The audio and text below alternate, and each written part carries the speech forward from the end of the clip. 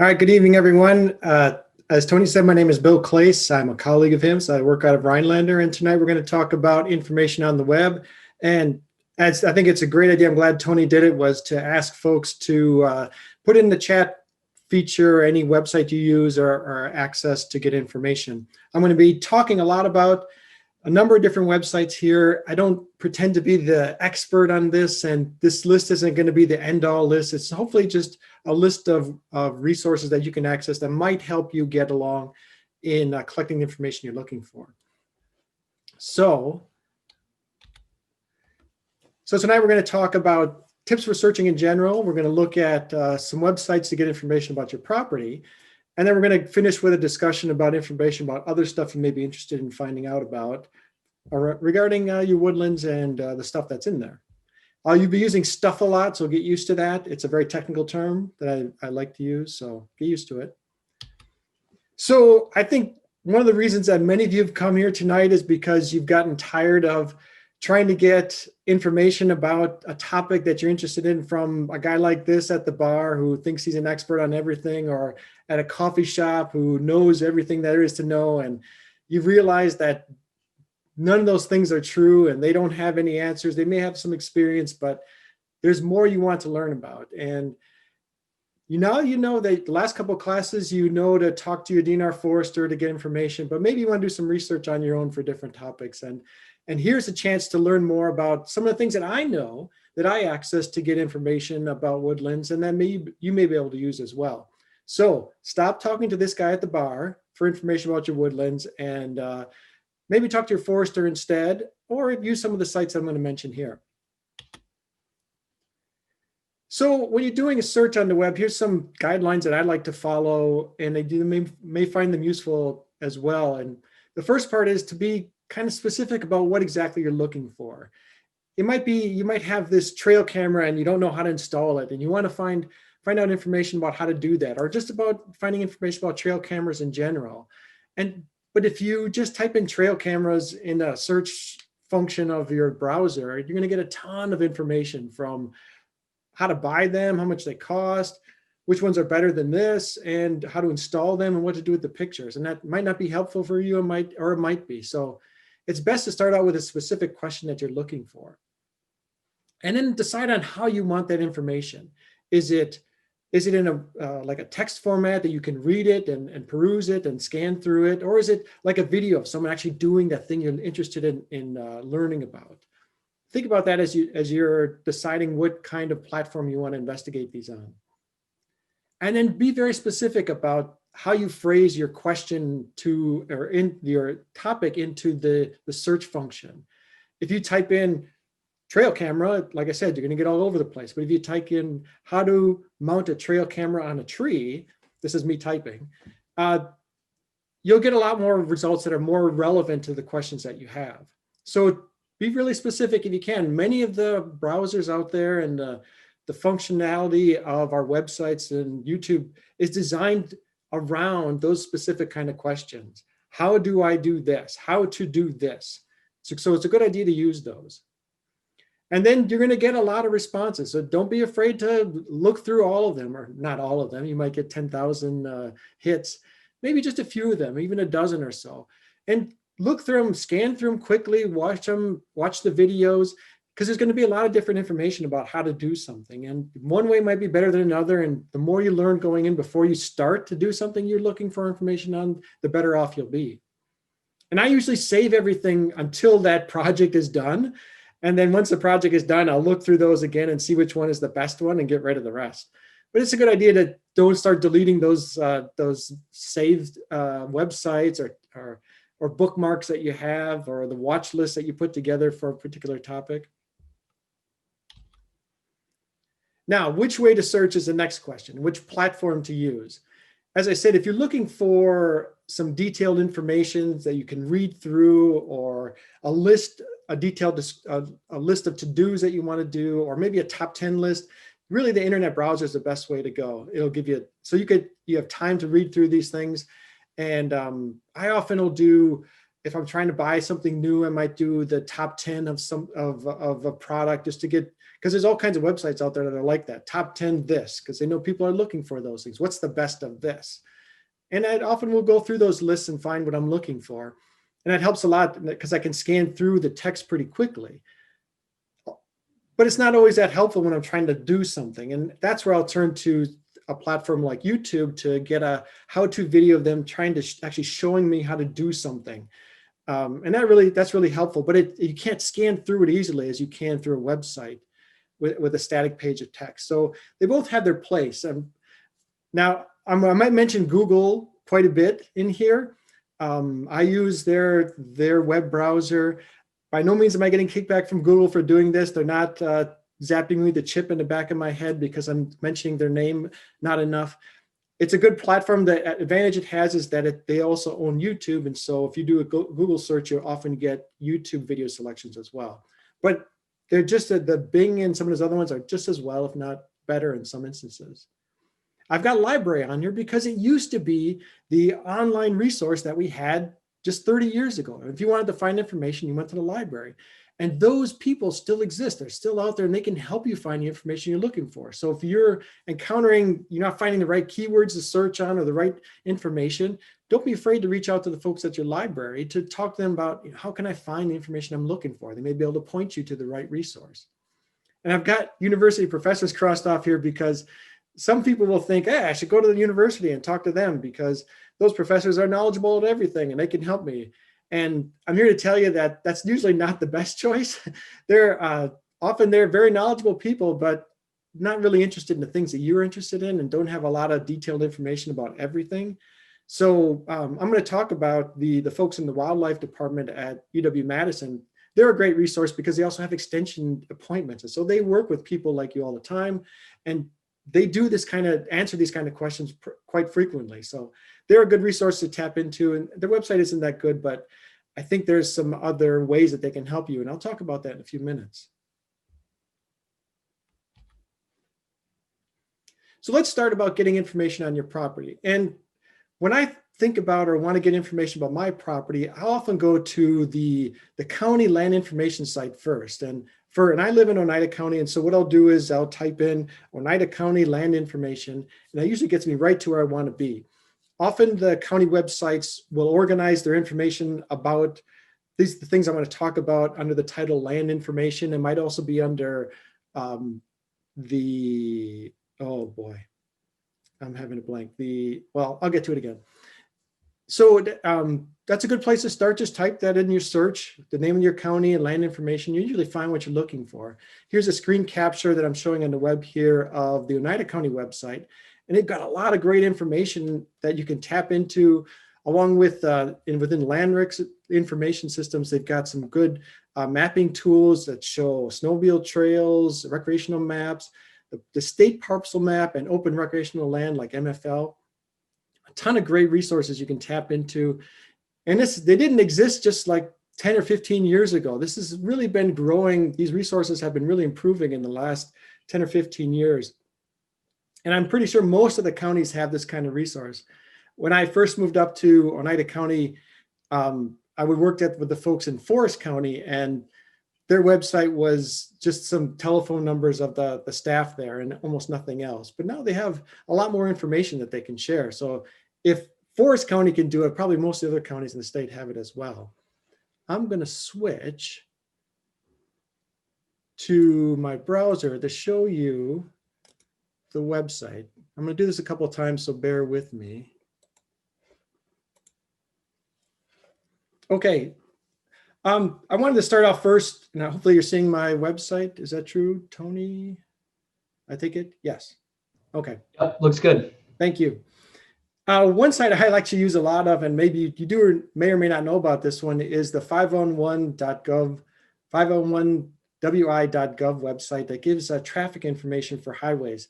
And in the winter, this is an invaluable resource for me. I'll often check I'm traveling to Wausau quite a bit, and I'll often check the highways on a regular basis, especially if there's a storm coming, to see what the conditions are like. And you can, if you see my mouse like right in the middle here is a kind of a hand, if you click on any of these highways, you get a report about what the conditions when they last updated here at the bottom. This one was in 636. You can get an idea how long ago the highways were checked. Great resource, and you hope it's always green. That's sometimes not the case, and when it turns black is when you realize it's a good time not to be traveling on that road. Okay, so here's the Oneida County website for their mapping applications. And as I said, there's a lot of information here. I'm going to start with the Public Land Survey System, PLSS link. And for this one, it's showing where there's established corners by the initial survey that went through and the ones that have been established later on by the surveyors around the state. And so here I can see that, well, there's a dot right here. And if I click on it, it'll give me information on, at some point, on that particular monument and that particular corner.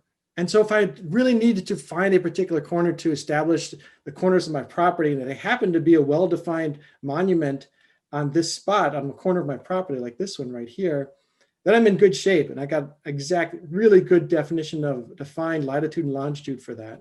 Some people, this might not matter at all, but for others who are really into the GPS stuff and identify exactly where they are on their property and on the map, it's a really great resource. Then I went to the GIS, or Geographic Information System map, that was provided on the Oneida County website. I brought up basically the same picture. And in this one, you can see they have the parcel lines. It says NE35, and these lines here are actually the boundaries of the different property lines. The information on here is actually really interesting. When you have these kind of stacks of what look like squares, that's actually the different layers that you can tap into to get more information. If I click on, and I can click on information about the parcels I have chosen, the zoning and landing. The zoning department is the one I was trying to think of before. Now I remember. The zoning department will also have many of this information. I can also choose different imagery, and they have pictures are flown pretty frequently of the landscape from a plane. And this one was last flown in 2019. So these are really interesting, or really recent pictures to get an idea what's going on the ground. I'll turn off the picture and go back to the elevation data. And if you know anything about topographic information, this is what we're showing here. It's a changing in elevation displayed as to where how the elevation changes on the property. And each one of these lines is about 10 feet of difference in elevation. You start where the circle is closed, that's the top of the hill here, and then going down to a lower area. Or it could be the opposite. It could be at the bottom of a hill. And when the lines get close together, that's a steep part of the landscape. So this is kind of a swampy area here. Here's a small little rise. Here's the top of a little hill over here. So there's a lot of really interesting information. If you always wondered what's been going on your property, you've been trying to find the corners of your property right here, it can be a lot easier if you look at this kind of map. The next one I wanted to show you, oh, this might be a problem. Let's see. There we go. Is the parcel information. This is the parcel viewer for this county. Now, I'm looking at this parcel right here in the middle. If I click on it, I get the information about the owner and the parcel itself. This happens to be a neighbor of mine who I know well. And you can see how many acres are included here. Sometimes they'll include the fair market value of the property. If you're ever curious as to what your neighbor paid for it or what it's listed as, you can do something like that. This, I guess, you can consider a kind of a snooping website if you're looking at other people's properties. But it's a great resource if you want to know what's in the books about your own property, or if you're not sure who owns a certain property nearby or interested in getting access to it. It's a great way to learn who the owner is. All right. So that's the county website. Many of them have even more information than this. And there's a lot more other information that's included on the Oneida County site. Let me switch back to my presentation. Okay. There we go. The DNR has also a number of great mapping features that I wanted to show you. They have, if you go to the DNR website, which is dnr.wisconsin.gov, and just type into the search bar, choose a map, you'll get to this page. And each one of these blocks in here, where it says air and endangered resources, has a number of different maps underneath them.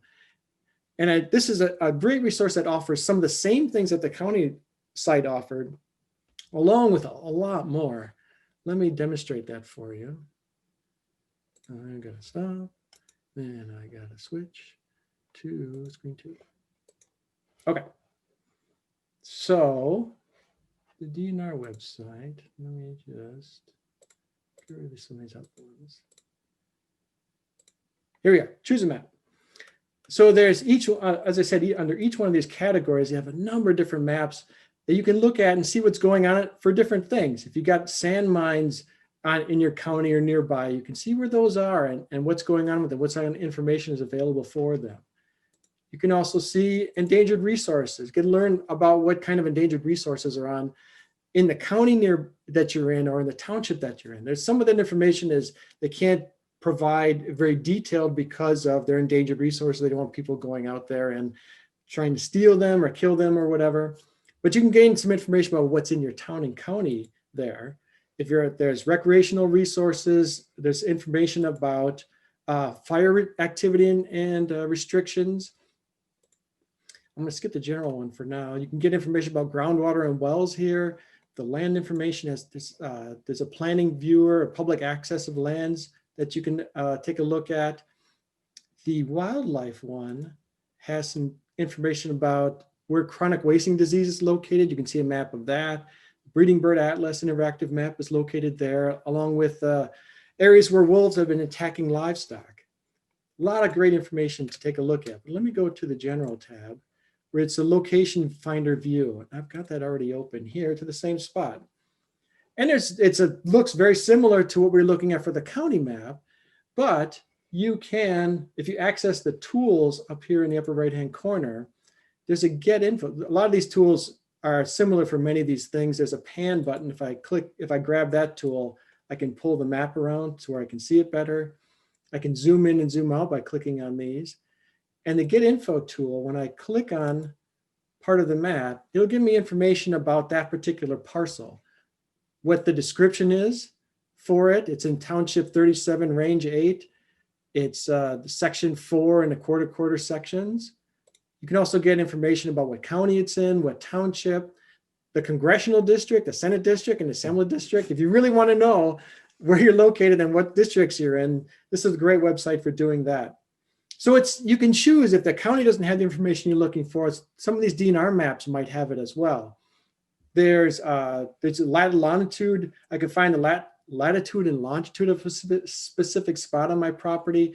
You can see it's listed here at the bottom, and hopefully you can see that at the bottom of the screen. That wherever I put my mouse, it'll give me an exact description of where the latitude and longitude is. So if that's your thing, it's a really neat tool to find that. Okay, one more switch, well, one more screen I'm going to show you. And here we go. Okay. Is the web soil survey. And if you can find this really easily by typing into the browser web soil survey. And it'll get you right to the site because there's nothing else called web soil survey. And it's a site that's managed by the Natural Resource Conservation Service of the United States Department of Agriculture to get information about or share the information that they have about the soils in the properties around the country. I'm going to show you that one real quick. I guess it didn't have to switch screens. That was kind of dumb. I apologize. So here we go. Here's that same page. If you click on the start the web soil survey, could they make it any easier? It's probably still confusing. We'll get right to, oops, I'll start a new session. This one's a little more complicated than the other ones, and it might take you a little while to get through it. But what you can do is you can find your property in the left-hand side by typing in an address or going by state and county, or you can use the zoom tool. As you can see, there's a plus and minus microscope here. And I'm just going to zoom in. I'm pretty close where I want to be. I'll use the hand as the pan tool to center this. I'll go back to the zoom and I'll zoom in. Right there, I think it is. Very close. Oop, I went past it. Sorry.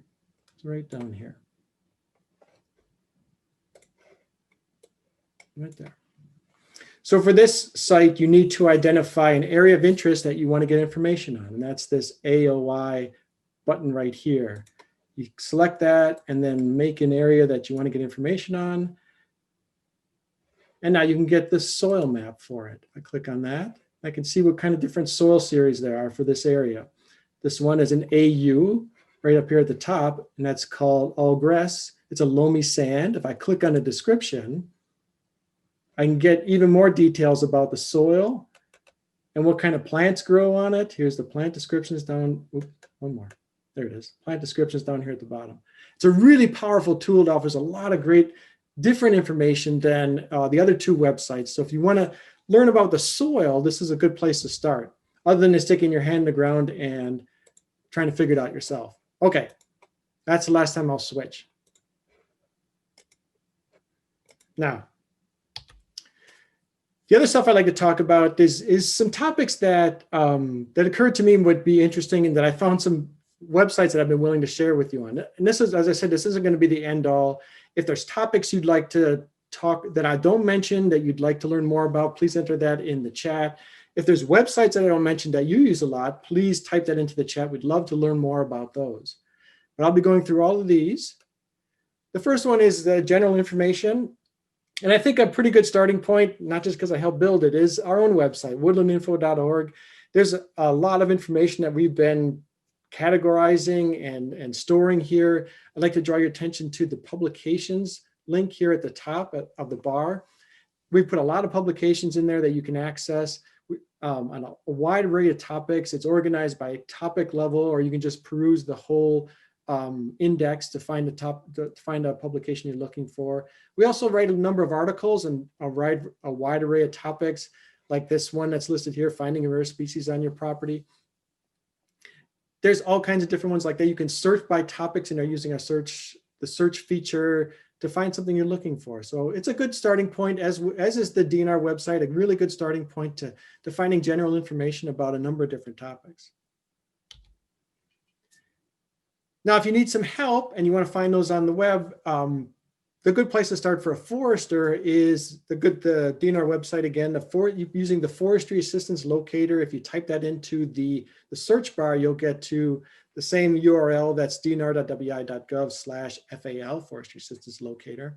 It'll give you a list of the DNR foresters and cooperating foresters in the counties that you mentioned you're looking for.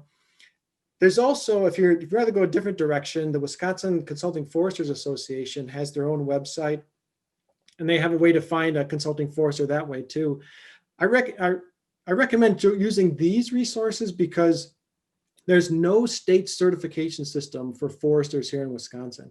Anybody can throw a logo on the side of their truck, throw a tool into their pocket and say they're a forester. And so by working with some of these the state agencies or professional organizations, you're more than likely to find a forester that's actually a professional forester, that's someone that you can work well with, that's going to be ethical and try to work towards meeting your needs.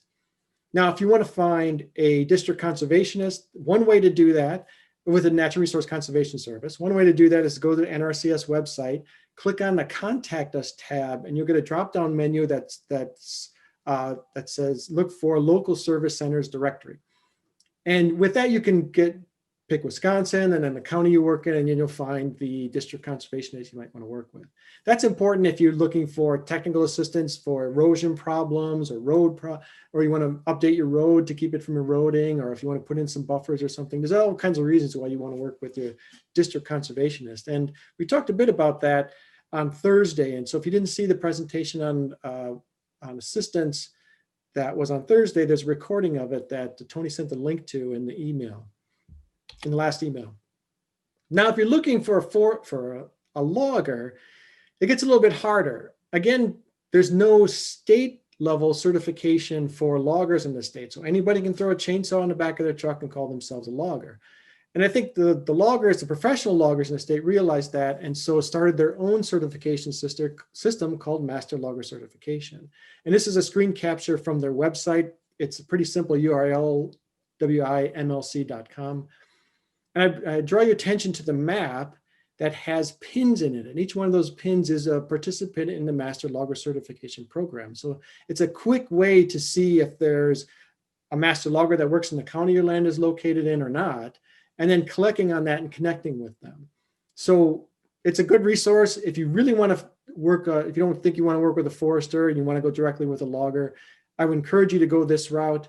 I don't get any kickbacks from the Master Logger Certification Program. I don't get any kickbacks for anybody that I'm talking about tonight, unfortunately. I need to talk to my agent about that.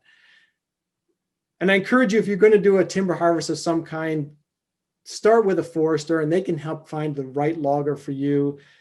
And all our studies have shown that if you work with a forester, you get more money for your timber and you get better work done, and it helps them meet your goals better. Okay. So say you want to find events are going on that you might be interested in. I would start with the Wisconsin Woodland Owners website, Wisconsin Woodland Owners Association website, which is wisconsinwoodlands.org. And here's a screen capture from their page. If you go to the events tab, they have a calendar that they usually have or do a good job of capturing a lot of the different events that are taking place around the state. You can also go to the chapters tab there, and there's an opportunity to connect with the local chapters. There's a number of chapters around the state that they hold local events, or it's any chance to connect with another landowner that might be living near you. The My Wisconsin Woods also is a pretty good website, mywisconsinwoods.org. They have a calendar as well. They do a pretty good job of capturing all the events that are going around the state, big and small. So it's another good site to look at to see what's going on. If there might be events you're interested in. The Wisconsin Tree Farmers Organization also holds some field days, usually in the summer at county level, and there's usually have a statewide field day that the previous winner of the Tree Farmer of the Year for the state hosts it, and people can come and talk to them and view their property.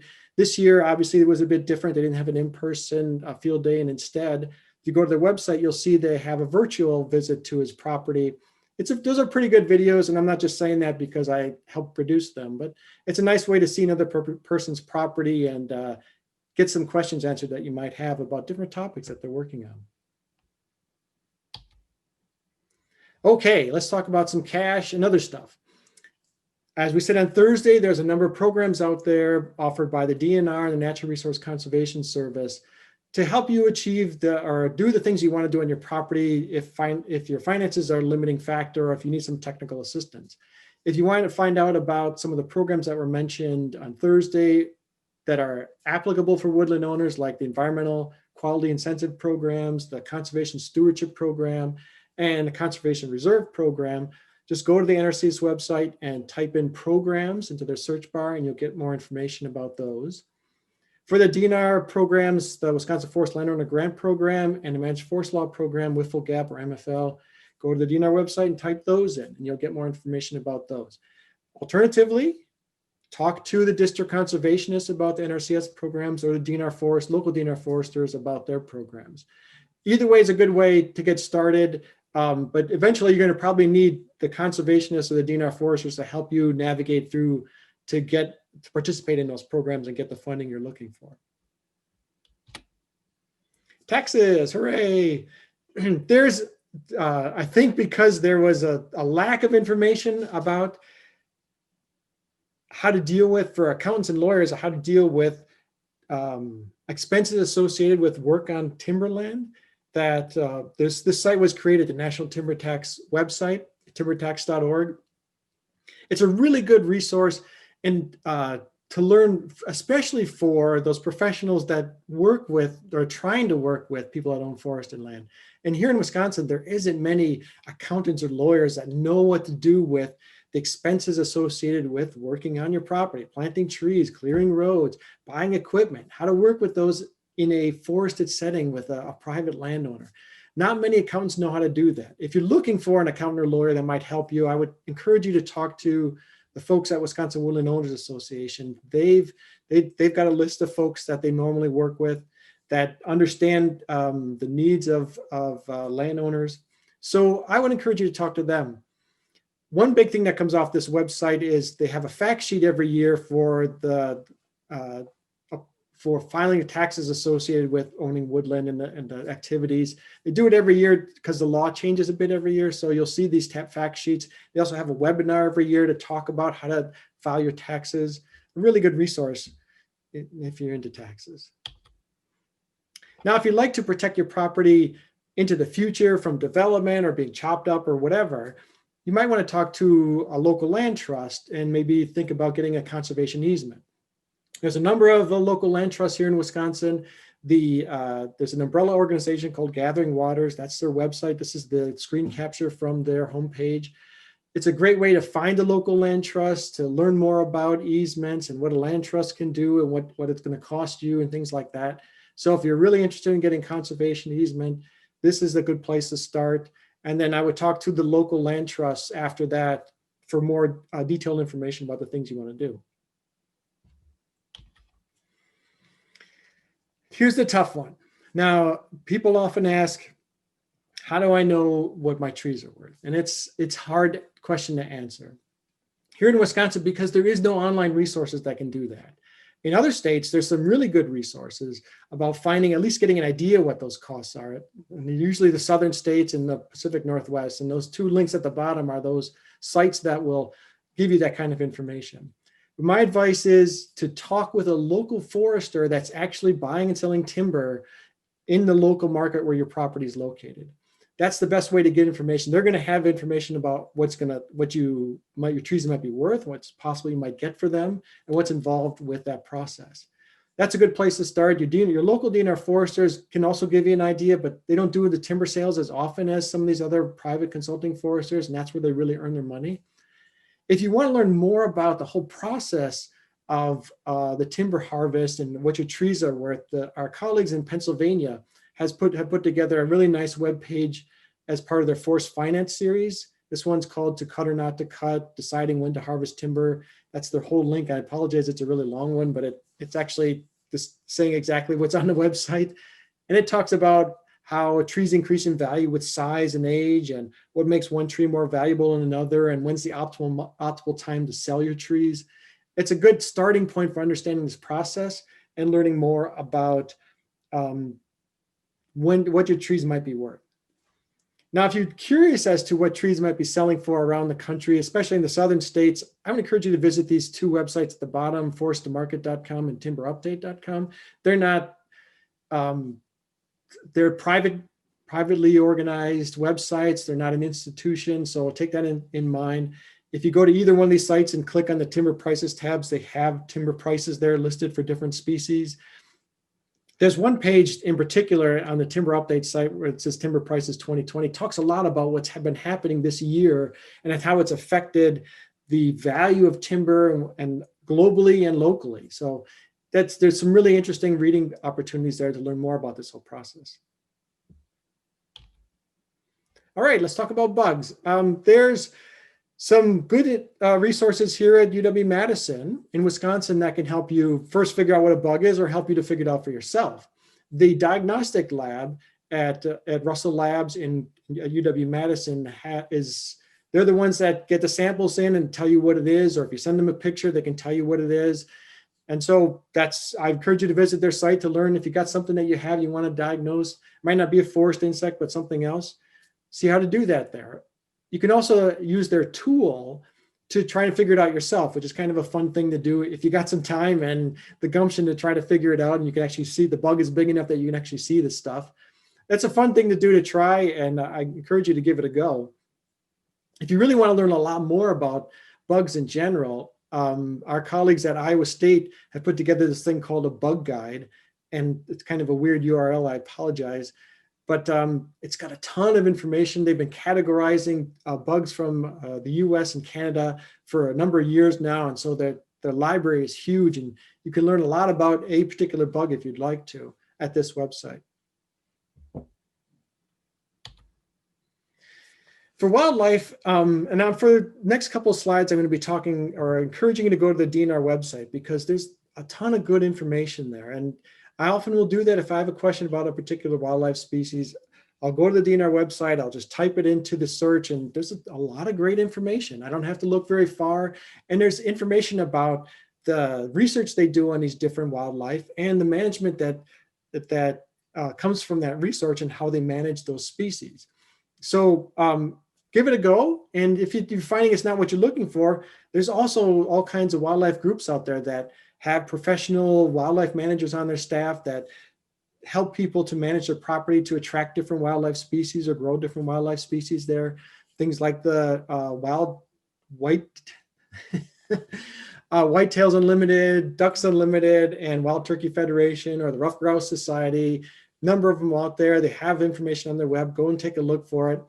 I was going to put, just as a joke, in here, Squirrels Unlimited, but I thought I better check it first just to see if it's actually a real thing. And in fact, if you do a search for Squirrels Unlimited, there's a Facebook group that is called Squirrels Unlimited. And as you might imagine, they're all about cooking up squirrels. So I also did a search on Toads Unlimited. I didn't find a group, but the DNR website has a lot of great information about the different frogs and toads that are out there here in Wisconsin. Now, when it comes to birds in particular, the Cornell Lab is a great resource to learn more about the birds that are out there, the ranges, their songs, anything you might want to know about birds. This is a good stop to go to get that kind of information. And as I mentioned earlier, the wildlife folks at UW-Madison, the web resource isn't that good, but they hold a training session called Coverts every year in August, except for this year. If you're interested in learning more about that training session, go to their website and you can see what's involved. They only let so many people in because they can't house so many, but it's a long weekend in August, and it's a really intensive kind of learning experience about wildlife. So if you're curious, take a look and apply if you meet the qualifications. So if you want to learn about trees, the place I usually go to is at UW Green Bay. And if you go to uwgb.edu and search on Trees of Wisconsin, you'll get to the website that I'm talking about.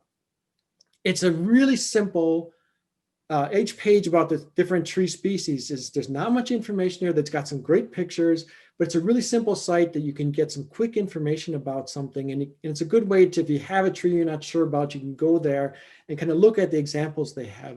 Simple, it's clean. I use it, I pull pictures from it all the time for my presentations. It's a really good website just to do that. If you want to take a deep dive into the different species that are out there, then you want to go to the herbarium. It's a website called the Virtual Flora of Wisconsin. They got a ton more information. There's range maps, there's detailed descriptions, and a lot of great information. It can be a lot of almost too much information at times. It's the same with the NRCS database, plant database. It's a ton of information, but it's a really valuable stuff. And so if you want to get deep into those topics, I encourage you to go to those websites and take a look. And the wildlife website at the US Forest Service is another great one. If you want to get some pictures of different wildflowers, not wildlife, I apologize, out there in our woods and on Forest Service lands and across the nation. Great pictures, beautiful pictures of wildlife and wildflowers, I apologize. Where they are in the range maps and things like that. So take a look. If nothing else, if you got an afternoon or an hour to blow, here's some resources to do that. Now, if you got some sick trees or things that look like your trees are suffering, then I encourage you to search for forest health at the DNR website. They've got a lot of good resources there on a number of specific illnesses that our trees are commonly falling victim to. So it's a good starting point. There's also links to the forest health specialists around the state. If you have a question, you contact them, or I encourage you to reach out to your local DNR foresters. Take a picture of what you think is the illness and email it to any of those folks, or give them a call and tell them what's going on. They want to know about these things because they want to keep track if anything's going to get to be a big outbreak that they need to manage for or make adjustments for. If you got a specific problem with your garden plants or your landscaping plants, this University of Minnesota website is a great place to go to get information about those kind of things. And it's organized in a really neat way. They ask, like, what's wrong with my plant, or is this plant a weed, or what insect is this? It's a good way to kind of start that, because that's how a lot of times people are coming to the website and want to get that information. So it's a good way to kind of diagnose the problems that you might be having in your garden.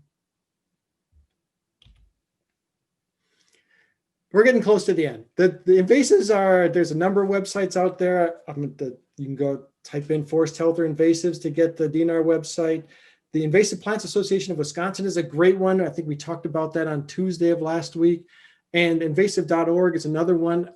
All of those resources have great information about where the invasives are and control measures you can take to kill those or get rid of them off your property or help to keep them in check. Any one of these resources is a good one to tap into for that. Okay. I know that was fast. I was talking fast. I apologize. I wanted to get through everything and leave some time. I encourage you to get in there and dig around. Go into these websites, go through them, look around. If nothing else, then you have an idea what's there. And if you get a question later on, you know where to go to find that information. And then try out some of the things that are listed. If they have a suggestion for how to control an invasive or how to mount a camera, give it a try and see if it works. And if not, post something on there saying this failed completely for some reason. And if you're getting questions or you have stuff that you're not finding an answer to, reach out to your local DNR forester. They're there to help you with these things. They want you to be successful in your endeavors on your forest. And finally, let us know if there's something other sites that you're using that I haven't mentioned. Undoubtedly, there's stuff out there that's much better than I'd thought to include in this presentation. I'd love to hear about those.